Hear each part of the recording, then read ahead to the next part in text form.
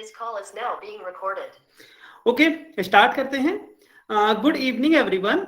जैसा कि हमने लास्ट क्लास में भी मैंने आपको बताया था कि हम एक नया चैप्टर स्टार्ट करेंगे जिसका नाम है सर्कल या वृत्त कहते हैं। अभी आपका 10th चैप्टर है, तो इसमें हम बेसिकली वृत्त और वृत्त से जुड़ी जो सर्कल है और उससे जुड़े हुए कुछ इंपॉर्टेंट कॉन्सेप्ट हैं। वो बहुत ही छोटे छोटे कॉन्सेप्ट्स हैं लेकिन बहुत इंपॉर्टेंट हैं। इंपॉर्टेंट क्यों? क्योंकि आप कितनी भी बड़ी क्लास में जब सर्कल पढ़ोगे ना, तो वो छोटे छोटे कॉन्सेप्ट्स आप सभी को आने ही चाहिए, ठीक है। इसलिए वो बहुत ही इंपॉर्टेंट है और उन्हीं के बारे में हम इस या जो आगे की आने वाली क्लासेज होंगी सर्कल पर, उन सभी में हम डिस्कस करेंगे। एक एक करके डिस्कस करेंगे, फिर उन पर कुछ क्वेश्चन सॉल्व करेंगे ताकि आपको वो अच्छी तरह से समझ में आ जाए, ठीक है। चलिए, अब सबसे पहले हम ये सीख लेते हैं कि आखिर ये वृत्त है क्या, होता क्या है, और इससे जुड़ी हुई कुछ चीजें, जैसे कि आप स्क्रीन पर देख भी रहे हो कि केंद्र होता क्या है इसका, त्रिज्या क्या होती है, व्यास क्या होता है, जीवा क्या होती है। हालांकि इनमें से कुछ चीजों के बारे में आपको पता भी होगा, लेकिन जनरली कंफ्यूज कहाँ होते हैं ज्यादातर बच्चे, उस चीज के बारे में हम सबसे ज्यादा डिस्कस करेंगे, ठीक है। चलिए स्टार्ट करते हैं। अच्छा, सबसे पहले यदि मैं परिभाषा की बात करूं कि आखिर वृत्त होता क्या है, तो देखिए परिभाषा आप अपनी स्क्रीन पर भी देख सकते हैं कि एक तल पर उन सभी बिंदुओं का समूह, ध्यान देना है सभी को, एक तल पर उन सभी बिंदुओं का समूह जो तल के एक स्थिर बिंदु से एक निश्चित दूरी पर स्थित हो, एक वृत्त कहलाता है, ठीक है। ये तो हो गई परिभाषा। अब आप में से काफी को ना ये लग रहा होगा कि सर ये तो बहुत ही कठिन लग रही है परिभाषा, इसका मतलब क्या है? तो पहले हम इसका मतलब सीखेंगे ताकि आपको वृत्त, अब हम मतलब कैसे सीखेंगे, हम मतलब एक डायग्राम के थ्रू सीखेंगे, ठीक है, ताकि आपको जो वृत्त है वो बिल्कुल अच्छी तरह से समझ में आ जाए। अब देखिए डेफिनेशन क्या कह रही है, डेफिनेशन ये कह रही है कि एक आपके पास एक बिंदु है, ठीक है, एक बिंदु है। अब इससे हमें एक फिक्स दूरी पर, मान लो इससे 2 सेंटीमीटर की दूरी पर हमें बिंदु बनाने हैं। अब आप में से क्या करेंगे, कुछ बच्चे यहां बना देंगे क्योंकि मान लो ये 2 सेंटीमीटर की दूरी है, ठीक है, एक बिंदु यहां बना दिया। लेकिन कुछ बच्चों ने क्या किया कि इधर की साइड ना बना के यहां बना दिया, कुछ बच्चों ने यहां बना दिया।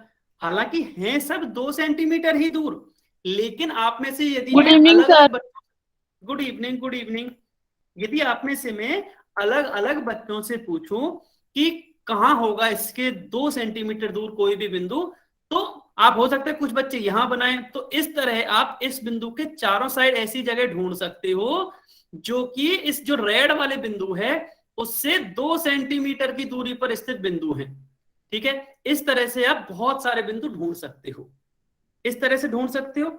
अच्छा, अब ये जो बिंदु आपने ढूंढे हैं ना 2 सेंटीमीटर की दूरी पर, यदि हम इन बिंदुओं को मिला दें, यदि हम इन बिंदुओं को मिला दें तो हमें एक वृत्त मिलता है, जो आकृति मिलती है उसे हम वृत्त कहते हैं या सर्कल कहते हैं, ठीक है। चलिए और इसको डिटेल में समझ लेते हैं। देखिए मान लो यहां एक बिंदु था, ठीक है, अब उससे हमने एक फिक्स दूरी पर, अब वो दूरी बदल नहीं रही है, आप कुछ भी एज्यूम कर लो, हमने उससे एक फिक्स दूरी पर कुछ बिंदुओं को बना दिया है। मतलब इस बिंदु की यहां से जितनी दूरी होगी इस वाले बिंदु की, उतनी ही दूरी इस बिंदु की होगी, उतनी ही दूरी इस बिंदु की होगी।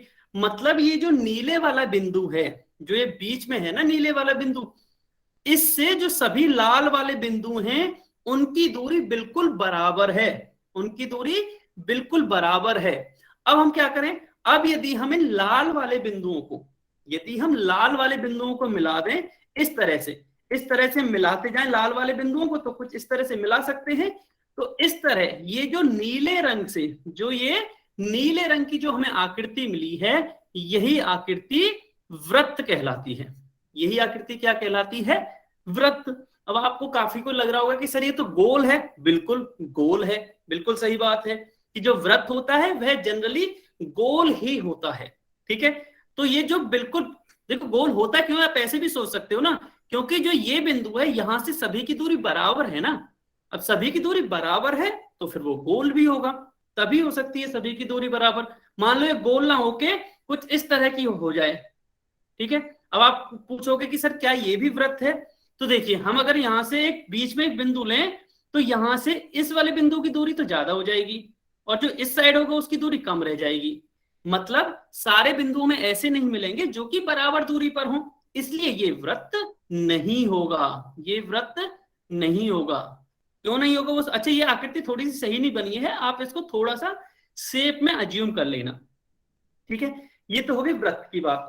तो इस तरह दिख रहा है, तो ये जो हरे रंग का जो बिंदु है इससे इस नीले रंग पे कहीं भी आप एक बिंदु मान लीजिए, कहीं भी, तो जितने भी आप बिंदु मानेंगे उन सब से इस हरे वाले बिंदु की दूरी, उन सब से इस हरे वाले बिंदु की दूरी हमेशा बराबर रहेगी। अगर बराबर है तो हम ये कहेंगे जो ये नीले वाली आकृति है, जो ये नीले वाली आकृति है वह क्या कहलाती है, वह वृत्त कहलाती है, सर्कल कहलाती है, ठीक है। ये बताइए, ये समझ में आया कि वृत्त आखिर बनता कैसे है, आता कहां से है? सभी को समझ में आया कि वृत्त आखिर होता क्या है? ठीक है, सभी सभी बच्चे यस और नो लिख के बताएंगे। सभी को समझ में आया ना? बहुत बढ़िया, ठीक है। तो ये तो हो गया वृत्त, ठीक है। अब ये तो हो गया वृत्त। अब इसके रिलेटेड हम कुछ दूरी देख लेते हैं। अब देखिए ये आप ऐसे यहां भी देख सकते हो कि अगर ये नीले वाला बिंदु है तो ये वही मैं बात कर रहा था जो ये दूरी है। अब ये हो सकता है नीले वाला बिंदु यहां हो जाए तो ये दूरी ये भी वही बराबर होगी, तो ये सेम चीज ही है, इसलिए ये आकृति वृत्त कहलाती है। अब आपको लगेगा कि सर ये वृत्त काम कहां आता है, तो आपके दैनिक जीवन में जुड़े हुए कुछ मैं उदाहरण दे रहा हूं। सबसे पहले क्या है, ये एक पहिया है, ये क्या है, एक पहिया है, ठीक है। अच्छा ये पहिया जो होता है वो भी वृत्त होता है, क्यों?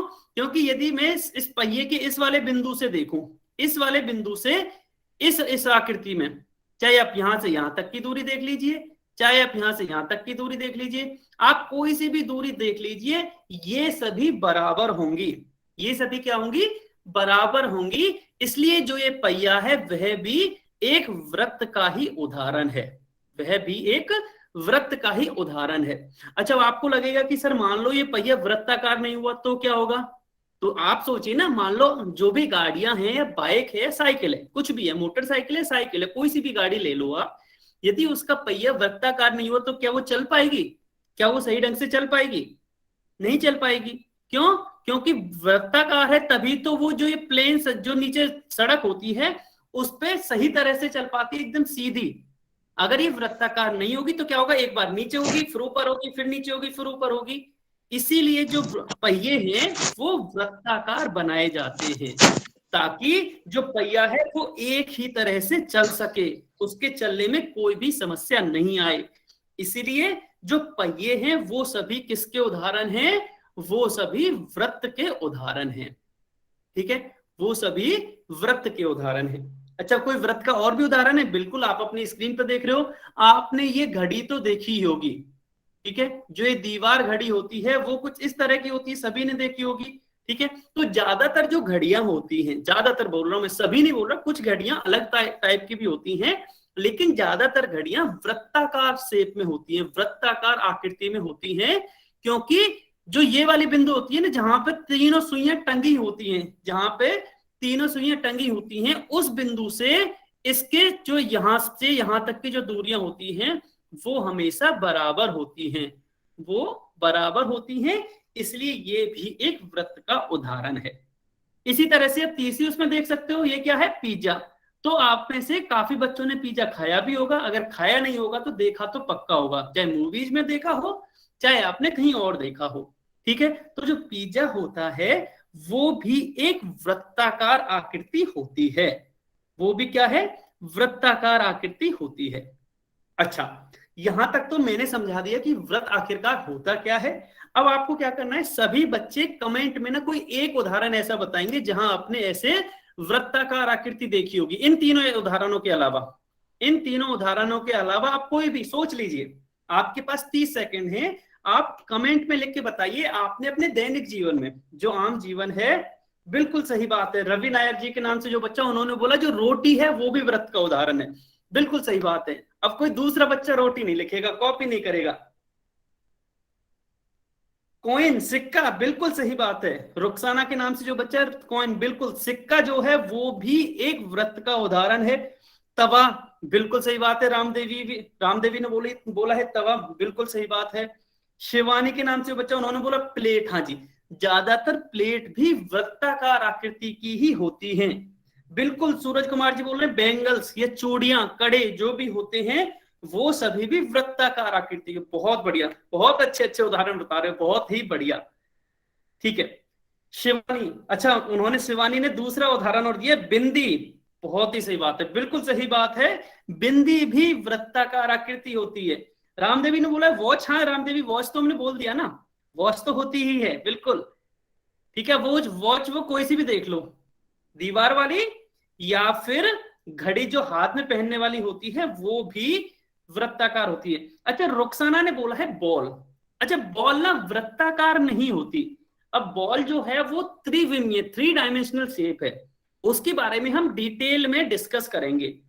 ठीक है, बॉल को आप वृत्त नहीं बोल सकते। सेम बास्केटबॉल, किसी भी टाइप की बॉल है उसको वृत्त नहीं बोल सकते। क्यों नहीं बोल सकते?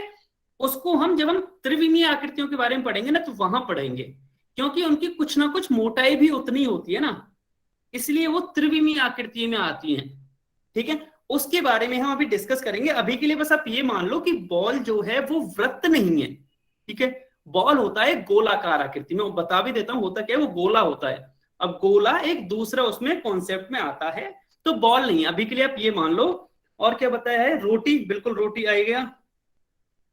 अच्छा रामदेवी चकला बोलना चाह रही है ना? बिल्कुल, जिस पे रोटियां बनाते हैं ना, जिस पे रोटियां बनाते हैं, बिल्कुल वो भी एक वृत्ताकार आकृति है। बहुत ही बढ़िया। अब सभी बच्चे ये बताएंगे, आपको सभी को समझ में आ गया ना कि वृत्त क्या होता है? अभी बस और चीजें नहीं, कि वृत्त की आकृति कैसी होती है, सभी को समझ में आ गया ना? ठीक है, अभी मैं और कुछ के बारे में नहीं पूछ रहा, केवल इसके बारे में पूछ रहा हूं। बहुत ही बढ़िया, शाबाश। अगर आपको ये समझ में आ गया तो चलिए अब इससे ही जुड़ी हुई कुछ चीजें पढ़ लेते हैं। ठीक है, देखिए ये तो बताया ही था मैंने कि ये सभी कैसी है, वृत्ताकार आकृति, नीले रंग से आप देख भी सकते हो। ठीक है, अब आता है कि वृत्त का केंद्र और होता है, एक वृत्त का केंद्र और होता है।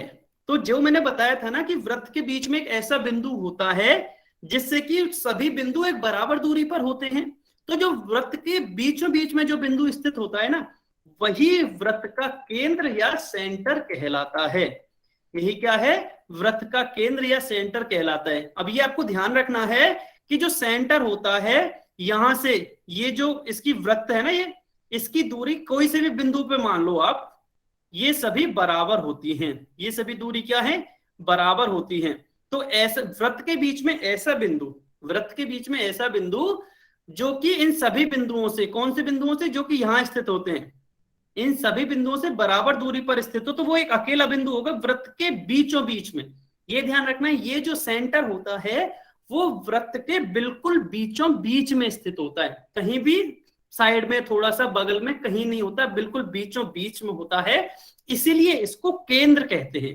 इसीलिए इसको केंद्र या इंग्लिश में हम इसको सेंटर कहते हैं। ठीक है, इतना तो देखिए आप में से काफी को पता भी होगा कि वृत्त क्या होता है और इसका केंद्र क्या होता है।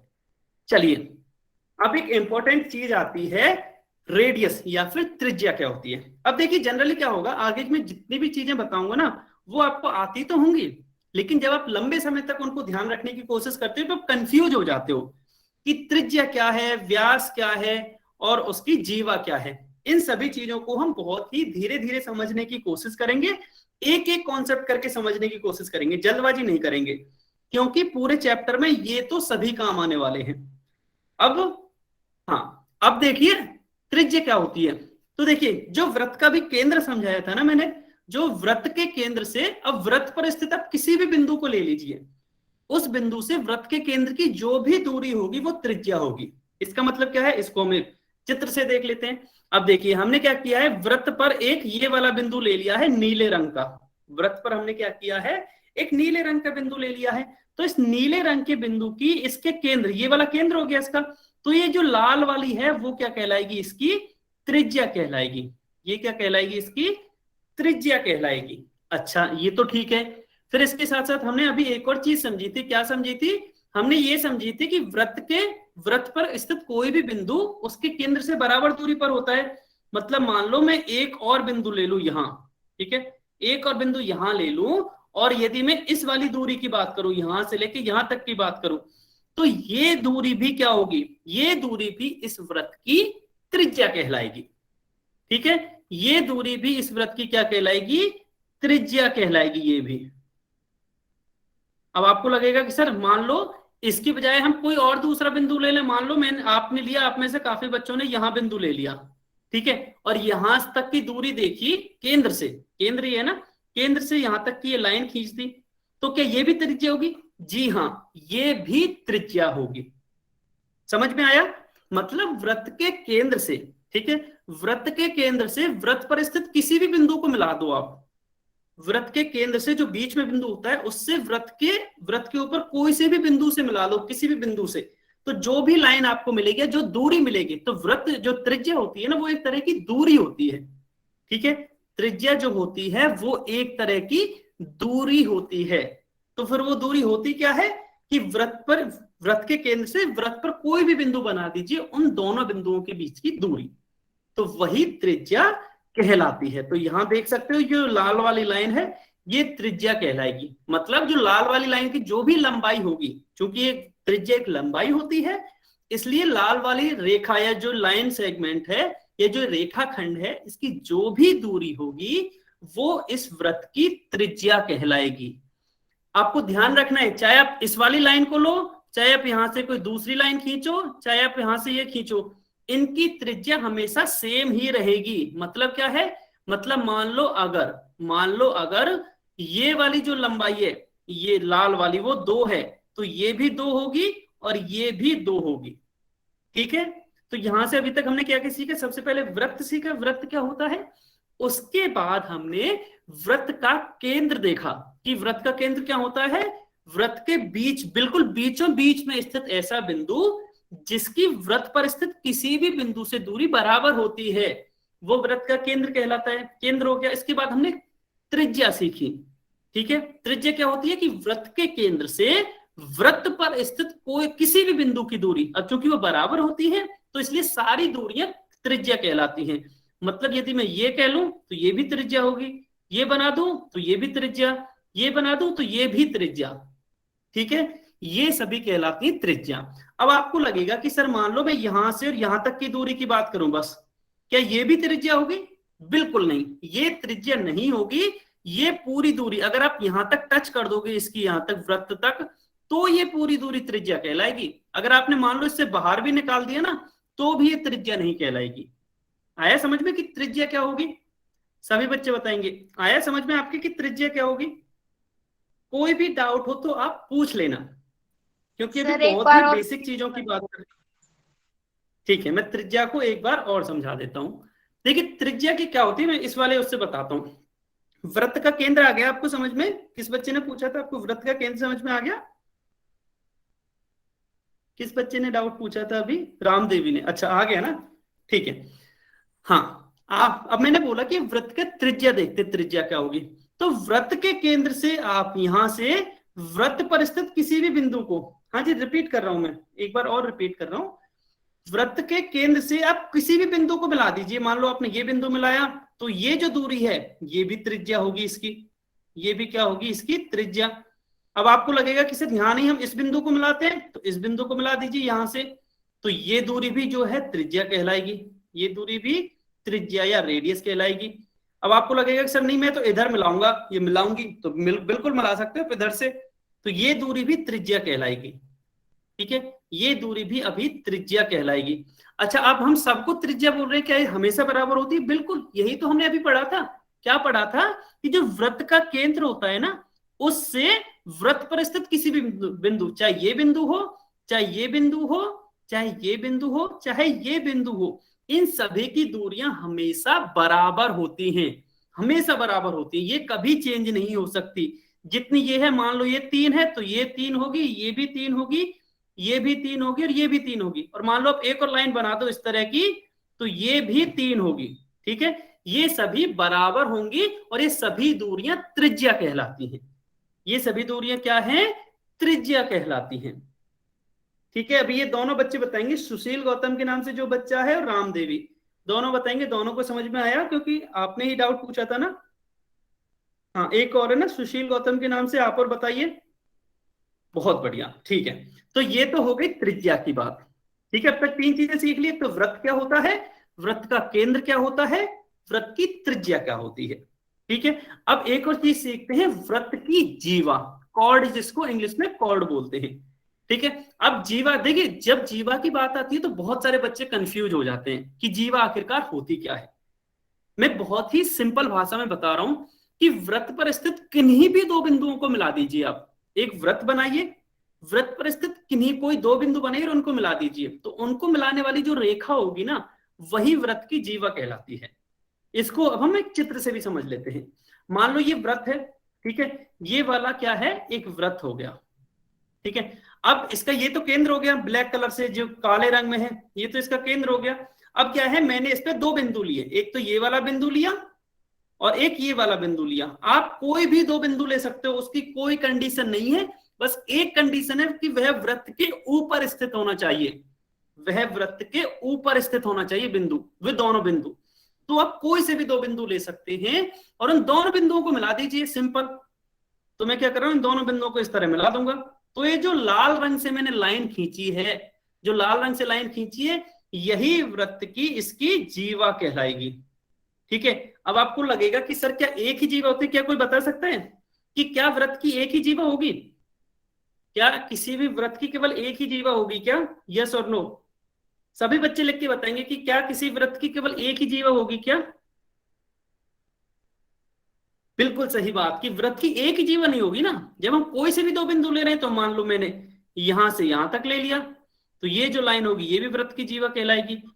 ठीक है, और क्या है, और हाँ जी, बहुत सारी होंगी, बहुत सारी होंगी जिनको कि आप गिन नहीं सकते। यहां से यहां ले लो, मान लो मैंने एक बिंदु, अच्छा ऐसे भी कर सकते हैं, मान लो मैंने एक बिंदु यहां लिया और एक बिंदु यहां लिया, तो ये भी एक जीवा होगी, ये भी एक जीवा होगी। आप कहीं से कहीं तक 2 बिंदु ले लीजिए, कहीं भी 2 बिंदु ले लीजिए। ठीक है, जहां भी आप 2 बिंदु ले सकते हैं, वही उन दोनों बिंदुओं को बस मिला दो, वही उसकी जीवा हो जाएगी, वही उसकी क्या हो जाएगी, जीवा हो जाएगी। ठीक है, अच्छा मैं मान लो एक बिंदु यहां से ले लूं, एक बिंदु यहां ले लूं, तो इन दोनों को यदि मैं मिलाऊं तो ये भी एक जीवा होगी। ठीक है, इसी तरह से मान लो एक बिंदु यहां लिया, एक बिंदु यहां लिया, तो ये भी एक जीवा होगी। मतलब जीवा की कोई दिशा भी नहीं होती, जरूरी नहीं है आप कि जीवा के लिए हमेशा इस तरह की लाइन बनाएं, ये जरूरी नहीं है। आप ऐसे आड़ी टेढ़ी ऐसे भी बना सकते हो, सेम पॉइंट से बहुत सारी जीवाएं जा सकती हैं। मतलब क्या है, मतलब ये है कि मान लो एक बिंदु है, ये कौन सा, एक बिंदु मान लो ये है। अब इस बिंदु से ना बहुत सारी जीवाएं जा सकती हैं, बहुत सारी जीवाएं खींची जा सकती हैं। कैसे, मान लो मैंने यहां से यहां तक मिलाया तो ये एक जीवा ये हो गई, यहां से यहां तक मिलाया कोई दूसरा बिंदु तो ये हो गई, यहां से यहां तक मिलाया तो ये हो गई। ठीक है, तो इस तरह से मैं बहुत सारी जीवाएं एक ही बिंदु से बना सकता हूं। ठीक है, इसी तरह से ऐसे भी हो सकती है, तो ये सभी इसकी जीवा हो जाएंगी। ठीक है, सभी को है जीवा क्या होती है, सभी बच्चे बताएंगे यस और नो। अच्छा कुछ ने तो यस पहले ही बोल दिया, जिन्होंने नहीं बोला वो बताएंगे यस और नो। आपको समझ में आया कि जीवा आखिरकार होती क्या है। जीवा को इंग्लिश में कॉर्ड कहते हैं, ये भी ध्यान रखना, ये भी इंपॉर्टेंट है, क्योंकि इंग्लिश की चीजें भी आपको पता होनी चाहिए। वृत्त को क्या बोलते हैं, वृत्त को सर्कल बोलते हैं। ठीक है, केंद्र को क्या बोलते हैं, केंद्र को सेंटर बोलते हैं, एंड ऐसे ही वृत्त की जीवा को कॉर्ड बोलते हैं। ठीक है, अच्छा अब आपने यहाँ ध्यान दिया होगा कि एक ना मैंने एक इस तरह की जीवा बनाई है, कौन सी, अच्छा इसको तो बात कर लेते हैं, ये तो इसकी जीवा हो गई। ठीक है, इसी तरह मैं अब आपसे एक क्वेश्चन पूछता हूं कि मान लो मैं एक और जीवा बनाता हूं इसकी, एक और जीवा कैसे, मैं एक जीवा इसकी ये वाली बनाता हूं। ठीक है, अब पहला क्वेश्चन तो ये, अच्छा मैं इसको रेड कलर से ना बना के किसी और कलर से बना देता हूं, क्योंकि रेड कलर से तो ऑलरेडी एक बनी हुई है। ठीक है, मैंने ये वाला बना दिया है। हाँ, अच्छा किसी बच्चे का कोई डाउट है, हाँ सुशील के नाम से जो बच्चा है, हाँ जी आपका कोई डाउट। सर ये जोन केंद्र में से अगर लाइन खींची जाए तो ये भी जीवा कहलाएगी, ये भी जीवा कहलाएगी, बिल्कुल। हाँ जी, टीना के नाम से जो बच्चा है वो भी, बिल्कुल ये भी जीवा कहलाएगी। बिल्कुल सही बात है, आपका अच्छा डाउट है, इसी तरह के डाउट्स आने चाहिए। अभी जैसे ये केंद्र से होके गई है ना, तो ये ग्रीन कलर की जो लाइन है ये भी जीवा कहलाएगी। ठीक है, ये भी जीवा होती है। बस बस इंपॉर्टेंट चीज ये है कि जो भी जीवा केंद्र से होके जाएगी ना, वो वृत्त की सबसे बड़ी जीवा होगी। ठीक है, हाँ टीना बोलिए। सर ये तो व्यास होगा। हाँ जी, वही उस पर आता हूं, लेकिन ये पहले जीवा भी होगी। ठीक है, आपकी बात बिल्कुल सही है, आप गलत नहीं हो, लेकिन पहले ये जीवा भी होगी। अब व्यास आकर होता क्या है, ठीक है, उस पर आते हैं, पहले हम जीवा समझ लेते हैं। आपके डाउट पे मैं आता हूं, ठीक है, आपके डाउट पे मैं आता हूं, ये जीवा भी होगी।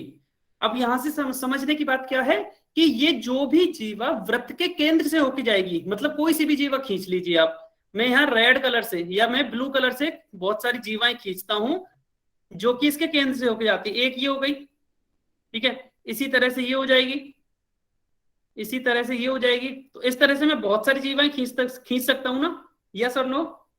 इसी तरह से, हाँ टीना फिर से बोलिए। यस सर जो केंद्र में से होके गुजरती है वो सबसे बड़ी जीवा और व्यास भी होती है ना?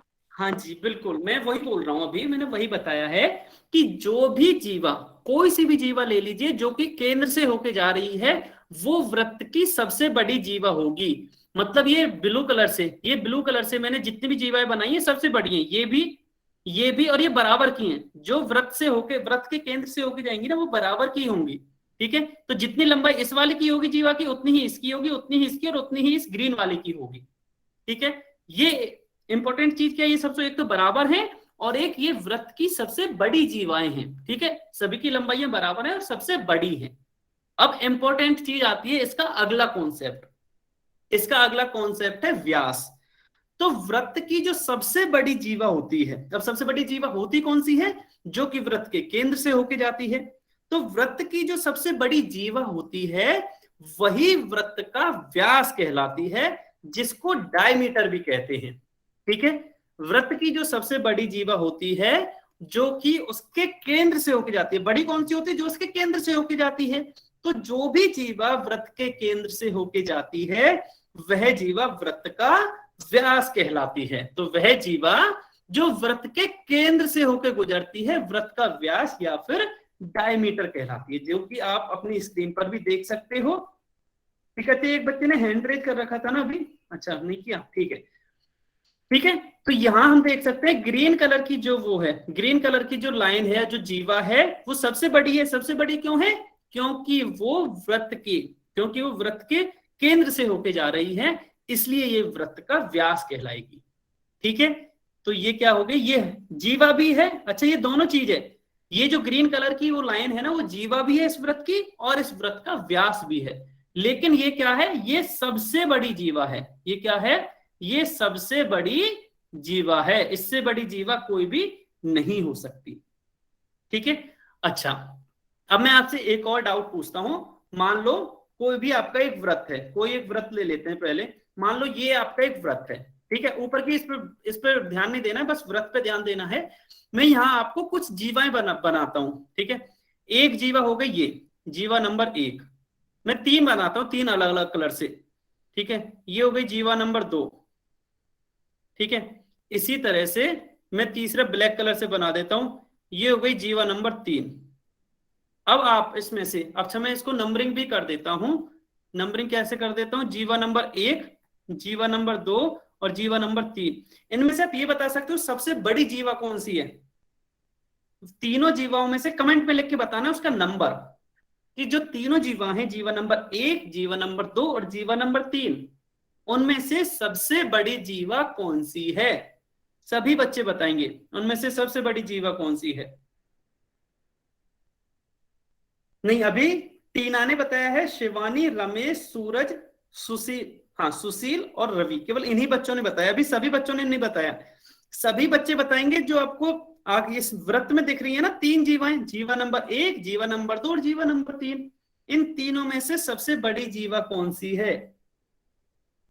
बहुत बढ़िया, बिल्कुल सही बात है, ज्यादातर का आंसर सही है। बस एक सूरज कुमार जी शायद कंफ्यूज हो गए। देखिए मैंने अभी बताया था ना कि व्रत की जो भी जीवा केंद्र से होके जाएगी, केंद्र से होके कौन सी जा रही है? यही तो जा रही है केंद्र से होके, जीवा नंबर 2।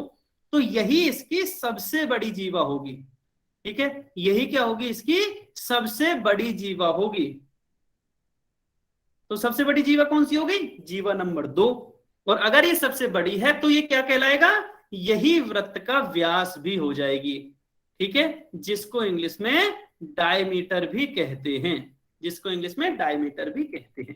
ठीक है, ये हो गई वृत्त के व्यास की बात। अभी तक हमने क्या क्या सीखा? सबसे पहले हमने ये देखा कि वृत्त क्या होता है, फिर देखा वृत्त का केंद्र, ठीक है, फिर देखी वृत्त की त्रिज्या, फिर उसके बाद पढ़ा हमने वृत्त की जीवा, अब सबसे लास्ट में पढ़ा है हमने वृत्त का व्यास। अच्छा, यहां ना हमें ऐसा लग रहा है कि हमने बहुत सारी चीजें पढ़ ली, लेकिन है क्या कि ये जो सारी चीजें हैं बहुत ही छोटी छोटी हैं। ठीक है, जैसे वृत्त ये बहुत ही छोटा है, बस हमने पढ़ लिया कि वृत्त की आकृति क्या होती है। वृत्त का केंद्र ये तो बहुत ही छोटा ना, एक जो बिंदु है बीचों बीच में वो केंद्र कहलाता है। त्रिज्या, ऐसी त्रिज्या भी बहुत ही छोटा सा कॉन्सेप्ट है, जीवा भी और व्यास भी। ठीक है, अब ये बताइए आपको ये सभी कॉन्सेप्ट समझ में आए क्या? यहां तक सभी बच्चे यस और नो लिख के बताएंगे। जो मैंने यहाँ स्क्रीन पर लिखी है ये सभी कॉन्सेप्ट समझ में आ गए ना? भूलोगे तो नहीं कभी भी। वृत्त क्या होता है, उसका केंद्र क्या होता है, त्रिज्या क्या होती है, ये सभी समझ में आए ना? ये सभी बहुत बढ़िया, ये सभी समझ में आए हैं। अच्छा, अब देखिए यहाँ एक चीज इंपॉर्टेंट है, एक चीज इंपॉर्टेंट है। मैं यहाँ 2 लाइन बना रहा हूं। अच्छा, बहुत अच्छे से समझ में आया तो बहुत ही बढ़िया बात है। देखिए एक लाइन तो मैंने ये बनाई है, ठीक है, एक लाइन तो मैंने ये बनाई है, सभी नहीं बोलेंगे ना? बहुत बढ़िया। एक लाइन तो मैंने ये ब्लू कलर की बनाई है और एक बनाई है मैंने ये रेड कलर की। ठीक है, अब मैं इसको लाइन नंबर 1 और 2 नाम दे देता हूं। मैं इनको क्या कहता हूं, इसको लाइन नंबर 1 दे दिया, इसको लाइन नंबर 2। क्या आप ये बता सकते हो, आपको क्वेश्चन सुनना है सभी को ध्यान से, कि इनमें से वृत्त की त्रिज्या कौन सी है? लाइन नंबर 1, लाइन नंबर 2 या दोनों? इनमें से लाइन नंबर 1 और 2 में से वृत्त की त्रिज्या कौन सी है? अच्छा, मैं ऑप्शन दे देता हूं, ए में है 1, बी में है 2, सी में है दोनों, बोथ। तीनों बताइए, तीनों में से बताइए। हाँ, तीनों में से बताइए।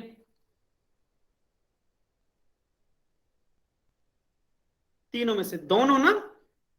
बहुत बढ़िया, हाँ बहुत ही बढ़िया, बिल्कुल सही बात है कि जो दोनों हैं, लाइन नंबर 1 और लाइन नंबर 2, दोनों ही इस वृत्त की क्या है? इस वृत्त के व्यास हैं। सॉरी, व्यास नहीं, इस वृत्त की त्रिज्याएं हैं। अच्छा, ये अगर त्रिज्याएं हैं और ये पूरा क्या कहला रहा है? पूरे को हम बोल रहे हैं व्यास। ठीक है, इस पूरे को हम क्या बोल रहे हैं? व्यास। इसका मतलब क्या हुआ? इसका मतलब ये हुआ कि जो वृत्त का व्यास है वो 2 त्रिज्याओं से मिलकर बना होता है। यस या नो? जो वृत्त का व्यास है वो 2 त्रिज्याओं से मिलकर बना होता है। यस या नो? यस ना?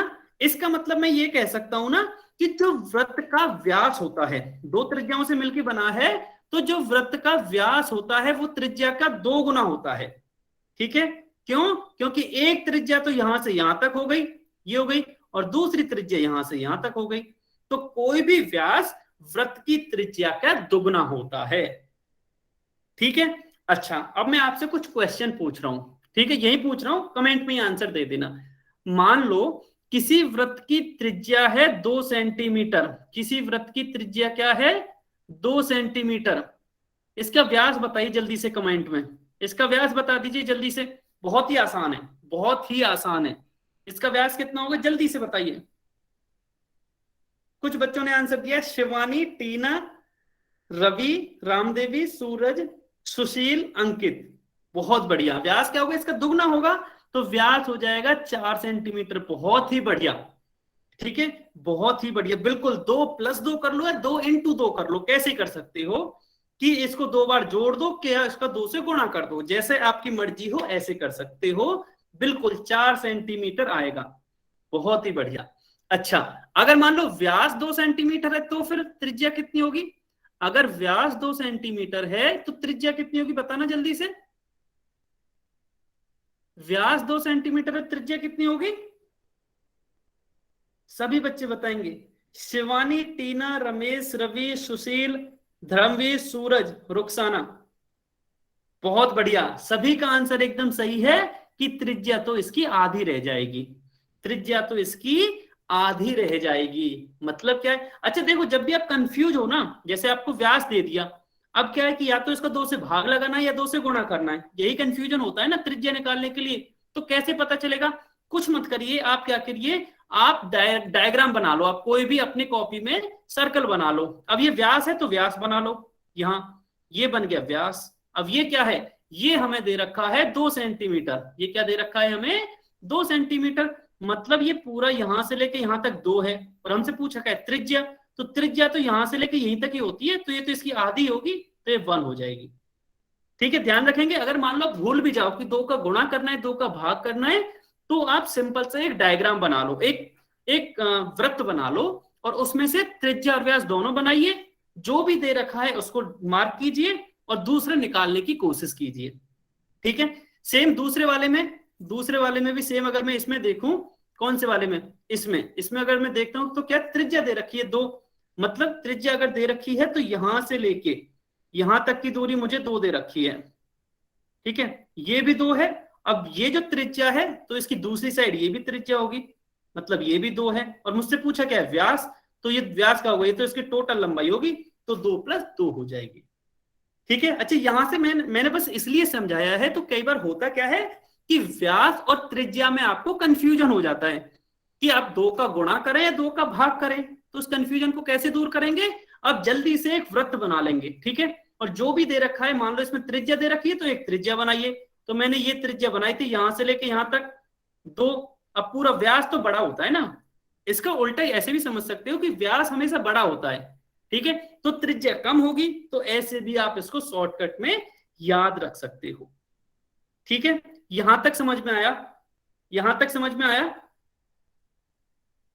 ठीक है, अच्छा इसको ना ऐसे भी लिख देते हैं हम, जनरली हम इसको ऐसे भी लिख देते हैं कि जो डायमीटर है ना, ये अगर पूरा डी है, क्योंकि ये डायमीटर बोलते हैं इंग्लिश में इसको, इसलिए इसको डी लिखते हैं।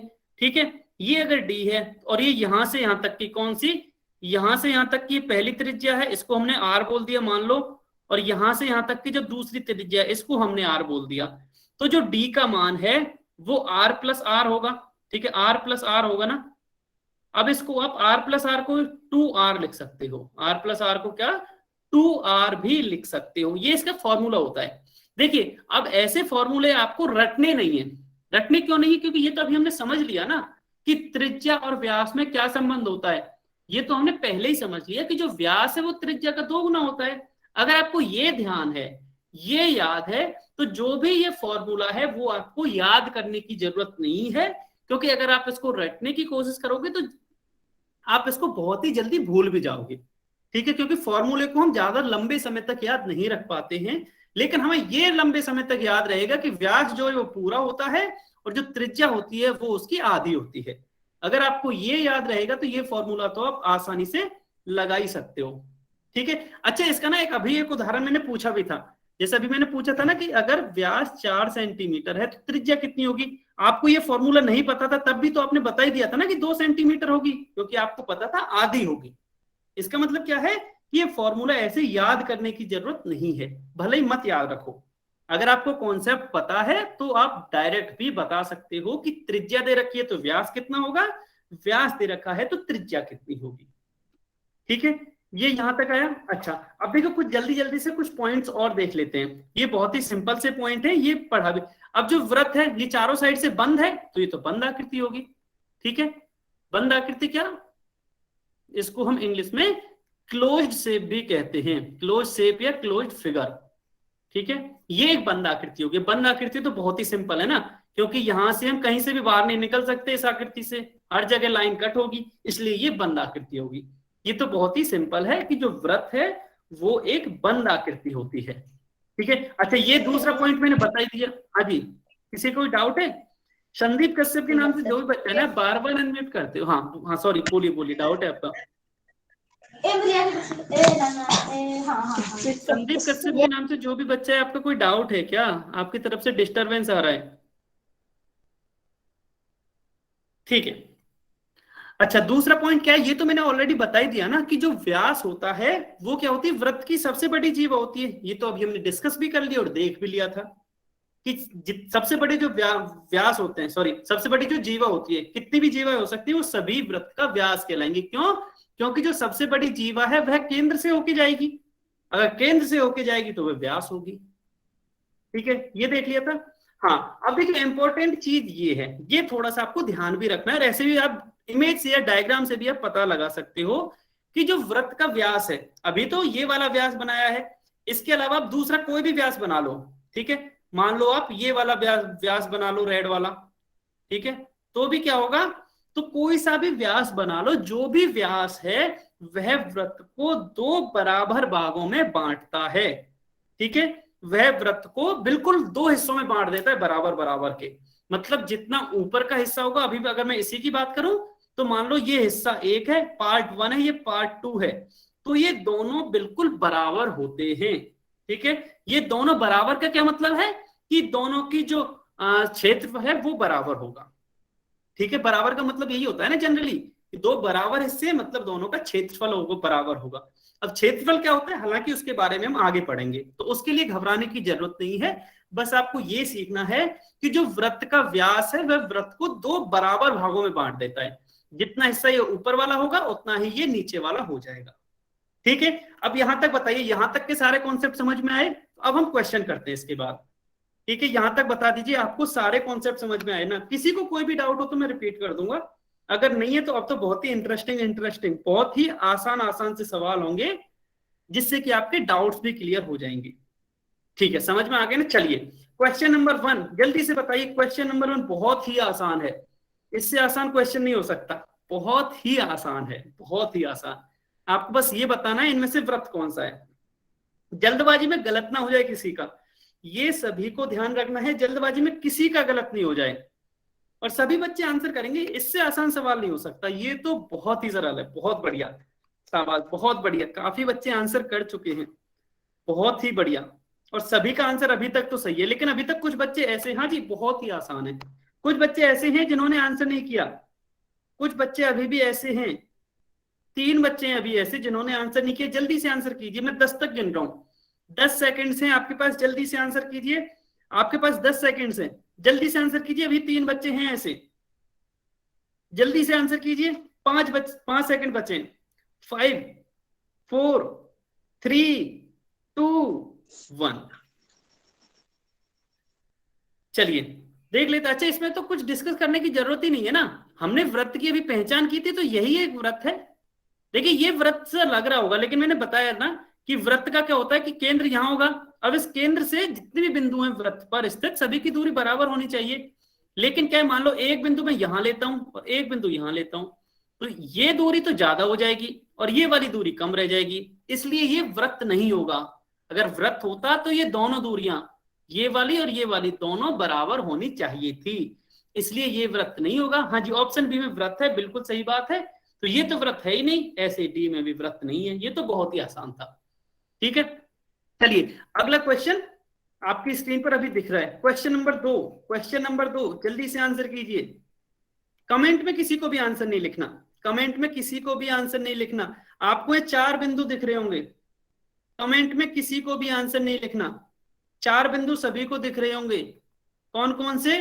बिंदु ए यहां है, बिंदु बी यहां है, बिंदु सी यहां है और बिंदु डी यहां है, ठीक है। सभी बच्चे ये बताएंगे इसमें, हाँ ये भी आसान है, पता है बहुत ही आसान है, आसान क्वेश्चन ही पूछे जाएंगे, कोई कठिन सवाल नहीं है, कोई कठिन सवाल नहीं है।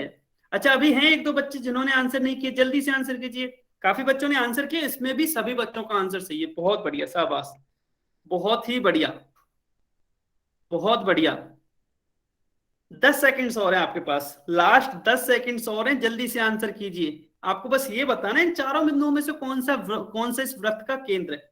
वृत्त ही दे रखा है ना आपको, ये पहिया है, पहिया भी एक वृत्त होता है, इसका बस आपको केंद्र बताना है, सिंपल। हाँ जी बहुत ही आसान है। 5 सेकंड और है आपके पास, 5 4 3 2 1। हाँ सबसे अच्छा, सबसे देखो जनरली होता क्या है, जब कोई भी चैप्टर स्टार्ट होता है ना तो स्टार्टिंग में तो आसान ही क्वेश्चंस होते हैं, स्टार्टिंग में टफ हो जाएंगे तो फिर आपको समझ में कैसे आएगा। तो किसी भी चैप्टर के स्टार्टिंग में जनरली बहुत ही आसान क्वेश्चन होते हैं। अब जैसे जैसे ये बढ़ता जाएगा, जैसे जैसे चैप्टर आगे जाता जाएगा, क्वेश्चन थोड़े थोड़े कठिन होते जाएंगे, फिर भी ज्यादा कठिन नहीं होंगे, ठीक है। बहुत बढ़िया, इसमें भी काफी बच्चों ने आंसर एकदम सही किया है। देखिए ये तो क्लियर दिख भी रहा है हमें, अगर आप इसको ध्यान से देखोगे भी तो यहाँ ऑप्शंस पे देख लेते हैं। देखो जो बिंदु ए है वो तो वृत्त के ऊपर स्थित है, तो ये तो वृत्त का केंद्र नहीं हो सकता, क्योंकि वृत्त का केंद्र तो वो होता है ना जिसकी दूरी वृत्त पर स्थित किसी भी बिंदु से बराबर हो। ऐसे यदि मैं बी की बात करूं तो बी की दूरी जो यहां बिंदु होगा वो तो उसके पास होगा, लेकिन इसकी साइड जो दूसरा बिंदु होगा ये बहुत दूर हो जाएगा, ये दोनों दूरियां बराबर नहीं होंगी।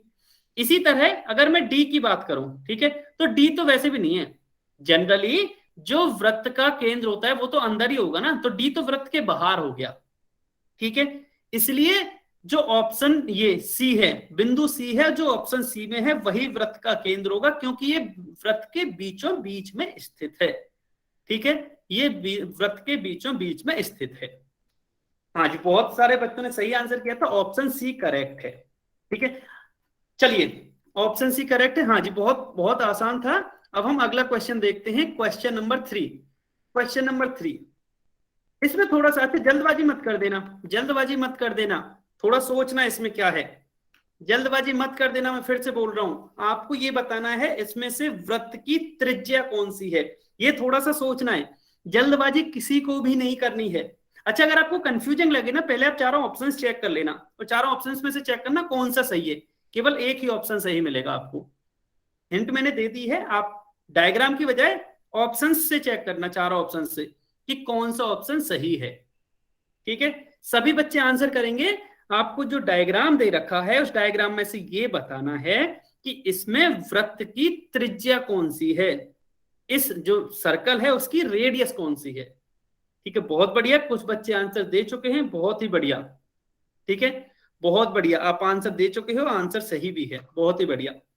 Excuse me sir, yes sir गलती से किसी और पे क्लिक हो गया आंसर। हाँ, कोई बात नहीं, अभी मैं ना एंड करूंगा इसको, तब आप चैट में लिख देना। केवल एक ही बच्चा रामदेवी ने बोला कि उनका गलती से गलत हुआ, पहले ही पता चल गया है। 2 बच्चे सुशील गौतम, कोई बात नहीं, आप दोनों अभी मत लिखना, लेकिन चैट में अभी मत लिखना, अभी कुछ बच्चे और हैं उनको आंसर दे लेने दो, फिर मैं बोल दूंगा तब आप चैट में लिख देना अपने आंसर, कोई बात नहीं। देखो मैं ना हर क्लास में ये बोलता हूँ कि जल्दबाजी नहीं करनी है, क्योंकि जल्दबाजी में जनरली होता क्या है, क्वेश्चन गलत हो ही जाता है, इसलिए मैं भी मान रहा हूँ ये आपको आता होगा। ओके, हाँ हाँ, आप लिख देना चैट में, मैं वही कह रहा हूँ, रामदेवी और सुशील गौतम के नाम से जो 2 बच्चे हैं, दोनों आप चैट में लिख देना। मैं पहले 10 तक गिन रहा हूँ, 10 सेकंड से जिसने आंसर नहीं किया पहले पोल में आंसर कीजिए। 10 सेकंड से आपके पास, जिसने आंसर नहीं किया वो पोल में आंसर करेगा। 10 सेकंड से 5 सेकंड और बचे हैं। 5 4 3 2 1, ठीक है, मैं एंड कर रहा हूं। हाँ जी, आप दोनों लिख दीजिए, केवल 2 बच्चे, रामदेवी और सुशील गौतम के नाम से जो बच्चा है।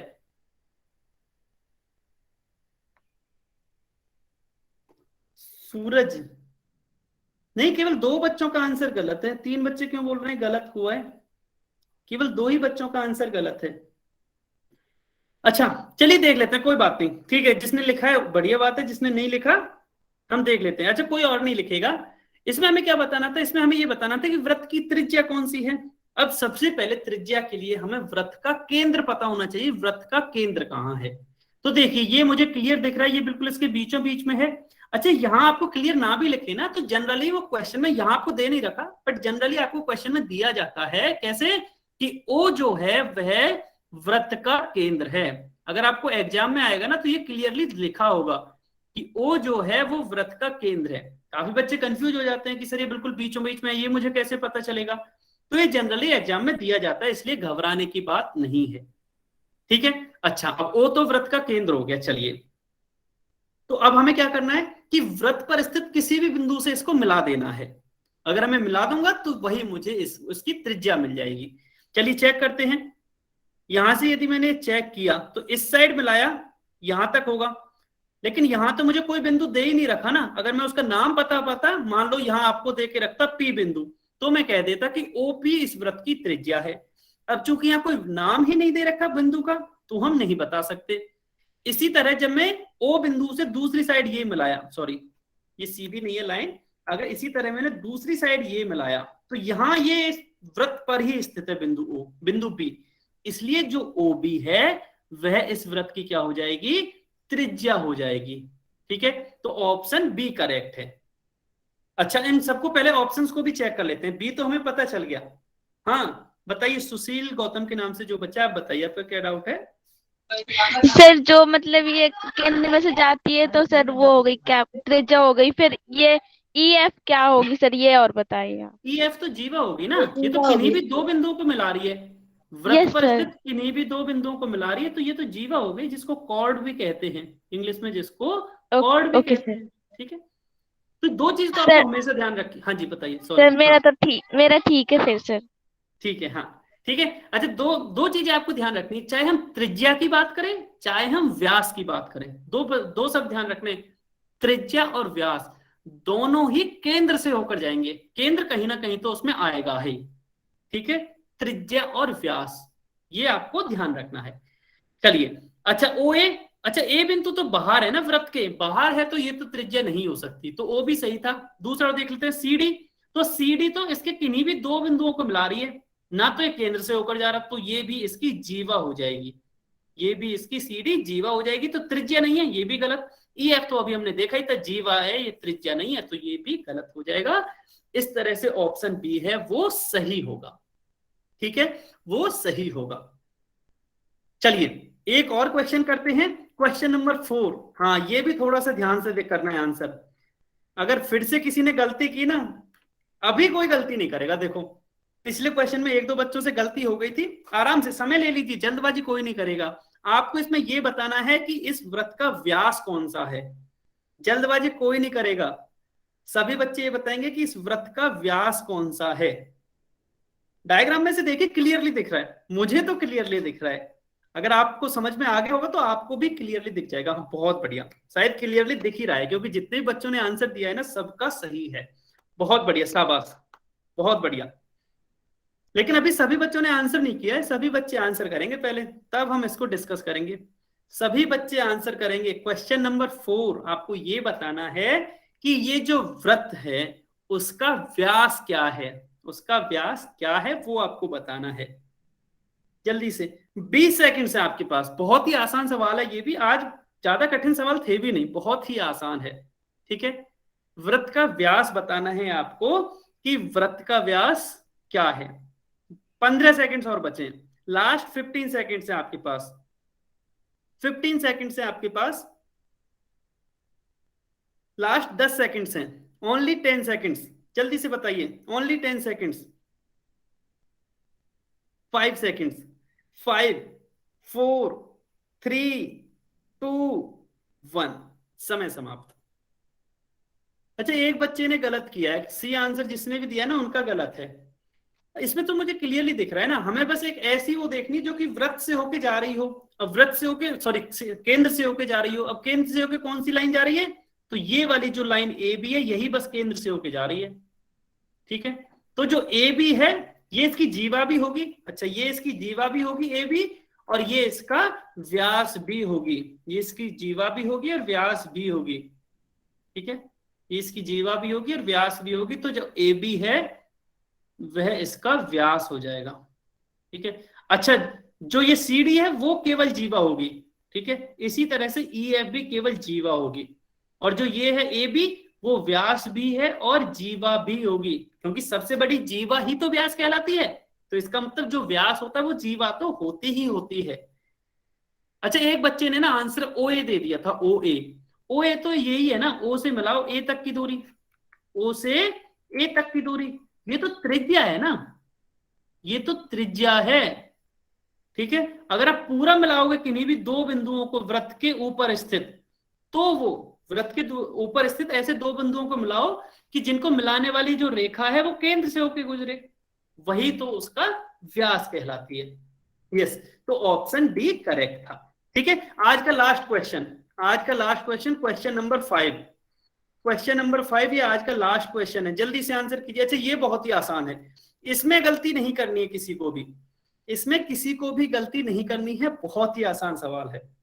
ये आज का लास्ट क्वेश्चन है, ये आज का लास्ट क्वेश्चन है। आंसर कीजिए पोल सेक्शन में, कोई भी कमेंट में आंसर नहीं लिखेगा। बहुत बढ़िया, शाबाश, अभी तक जितने भी बच्चों ने आंसर किया सभी का आंसर सही है, बहुत बढ़िया। लेकिन अभी कुछ बच्चे ऐसे हैं जिन्होंने आंसर नहीं किया है, सभी बच्चे आंसर करेंगे, सभी बच्चे आंसर करेंगे। ये आज का लास्ट क्वेश्चन है,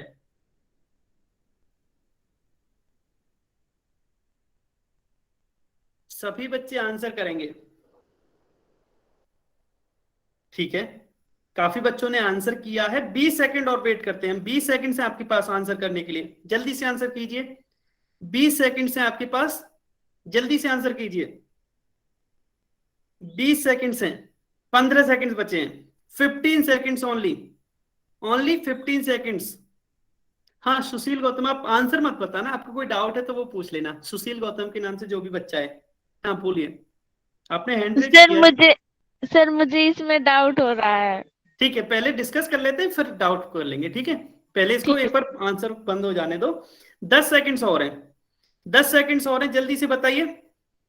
10 सेकंड्स और हैं, लास्ट 5 सेकंड, जल्दी से आंसर कीजिए।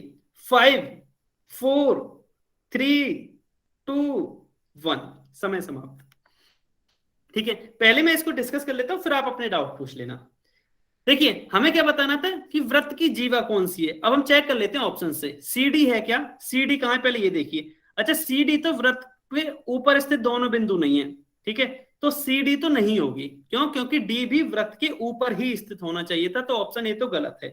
इसी तरह से ओ भी नहीं, ये तो इसकी त्रिज्या है ना, ये तो इसकी त्रिज्या है, ये भी जीवा नहीं है, तो ऑप्शन बी भी गलत है। ठीक है, अच्छा पी क्यू, अगर आप देखोगे तो P इसके बाहर स्थित है और Q भी वृत्त के बाहर स्थित है, जबकि हमें क्या चाहिए था कि वृत्त के ऊपर दो बिंदुओं को मिलाना था, वृत्त के ऊपर स्थित। तो इनको मिलाने को ये तो है, ये पूरा मिला तो दिया, लेकिन जो जीवा होगी ना वो केवल यहां से लेके यहां तक की होगी लंबाई।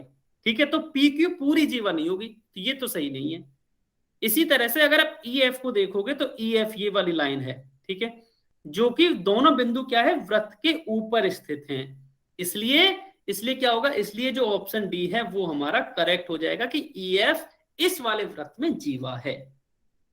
ठीक है, हाँ अब पहले डाउट पूछ लीजिए। सुशील गौतम के नाम से जो बच्चा है आप डाउट पूछ लीजिए, फिर आज की क्लास खत्म करते हैं। हाँ जी पूछिए। सर समझ में आ गया। आ गया, बहुत बढ़िया। ठीक है, तो तब तक वेट कर लिया करो, जब तक मैं एक्सप्लेन करूं ना, समझाऊं, तब तक आप वेट कर लिया करो, समझ में आ ही जाता है। ठीक है, अच्छा यहां तक बताइए, यहां तक किसी का कोई डाउट है क्या? फिक्स 6:30 हुए हैं, आप बताइए कोई आपका डाउट है? सर एक बार ना आप ये जो वृत्त है ना इसके बारे में एक बार और बता दीजिए, केंद्र और जीवा वृत्त कहाँ कहाँ होते हैं।